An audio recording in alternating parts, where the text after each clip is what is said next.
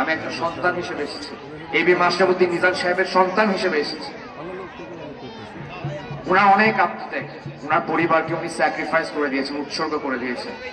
উনি বলে বেড়ান যে উনি আপনাদেরকে, রামমূর্তি কমলনগর বাসীদেরকে আমার এবং আমার পরিবারের থেকেও বেশি ভালোবাসেন। বাসেন কিনা? হ্যাঁ। আলহামদুলিল্লাহ ওয়াসসালাতু ওয়াসসালামু আলা রাসূলিল্লাহ ওয়া আলা আলিহি ওয়া আসহাবিহি আজমাইন। আম্মা বাদ। সময় মাত্র 1 মিনিট, খুবই কম সময়, কিন্তু বলার অনেক কিছুই ছিল।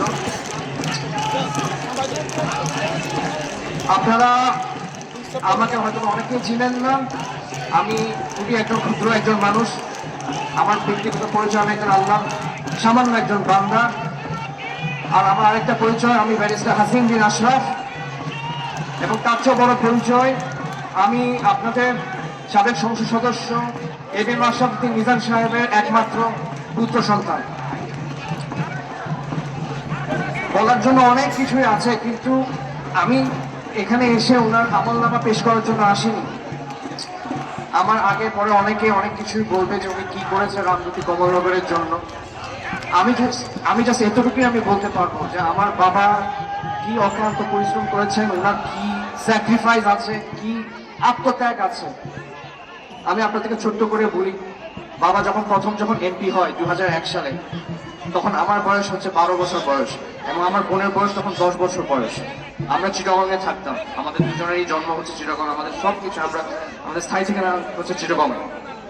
তা আমার বাবা তখন 2001 সালে, বিএনপি তখন ক্ষমতায়, উনি সরকারি দলের এমপি। তো ওনাকে ঢাকা, লক্ষ্মীপুর, চট্টগ্রাম এই 3 জায়গা মিলে ওনাকে দৌড়াদৌড়ি করতে হতো। তো ওনার রুটিনটা ছিল এটা যে উনি সপ্তাহে বৃহস্পতিবার চিটাগংয়ে আসতো আমাদেরকে দেখার জন্য, শুক্রবারটা থাকতো, বৃহস্পতিবার রাত্রে আসতেন, শুক্রবার থাকতেন, এবং তারপর শনিবার আবার চলে যেত। তো বলতে গেলে এই রুটিন ওনার ছিল 2001 থেকে 2006 পর্যন্ত। তো হিসাব করলে দেখা যায় একটা 12 বছর আর একটা 10 বছরের বাচ্চা, টানা 5 বছর আমরা আমার বাবাকে হিসাব করে দেখলাম যে মাত্র মাসে আমরা 6 থেকে 8 দিন দেখতাম, 6 থেকে 8 দিন, এবং এটা টানা 5 বছর গেছে। এরপর আমরা ঢাকায় আমরা মুভ করি, পরের হিসাব। তো আমি ওনার আমলনামা পেশ করতে আসিনি যে উনি কি করেছেন না করেছেন। যে আরো অনেক যোগ্য লোক এখানে বসা আছে, ওনারা বলবেন ওনাকে কেন ভোট দিয়ে জয় করা উচিত। আমি আজকে আপনাদের সামনে রাজনীতিবিদ হিসেবেও আসিনি, আমি একটা সন্তান হিসেবে এসেছি, এবি মাশরাফুদ্দিন নিজাম সাহেবের সন্তান হিসেবে এসেছি। উনার অনেক আত্মত্যাগ, উনার পরিবারকে উনি স্যাক্রিফাইস করে দিয়েছেন, উৎসর্গ করে দিয়েছেন।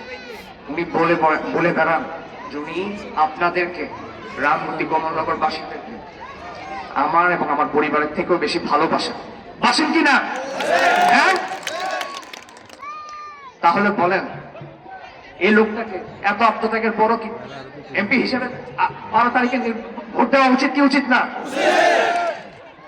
আমার আপনাদের কাছে আর কোনো দাবি নেই। আমার বাবা তো আপনাদেরই হয়ে গেছে, আমাদের নাই আসলে। তো এটা একটা সন্তানের আকুতি, মিনতি।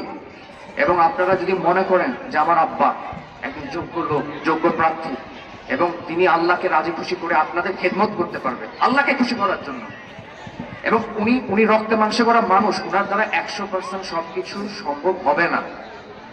উনার ভুল ভ্রান্তি থাকবে, সেগুলোকে দৃষ্টিগোচর করে আপনারা যদি মনে করেন উনি যোগ্য, তাহলে অবশ্যই ভোট কেন্দ্রে গিয়ে 12 তারিখে ইনশাল্লাহ ওনাকে ধানের শীষ প্রতীকে ভোট দিয়ে জয়যুক্ত করে সংসদে পাঠাবেন ইনশাল্লাহ। আমি বক্তব্য দীর্ঘায়িত করবো না, কারণ আমার পরে আরো অনেক মানুষ আছেন, ওনারা বক্তব্য দেওয়ার সময় খুবই অল্প। অলরেডি 1 মিনিট দেওয়া হয়েছে, আমি হয়তো 2-3 মিনিট নিয়ে ফেলেছি। তো ক্ষমা সুন্দর দৃষ্টিতে দেখবেন, অনেক কিছু বলেছি, হয়তো ভুল ভ্রান্তিও হয়ে থাকতে পারে। যদি ভালো কিছু বলে থাকে সেটা হচ্ছে আল্লাহর পক্ষ থেকে, আর যদি ভুল কিছু বলে থাকি মানবিক গুণে মাফ করে দিবেন, সুন্দর দৃষ্টিতে দেখে মাফ করে দিবেন।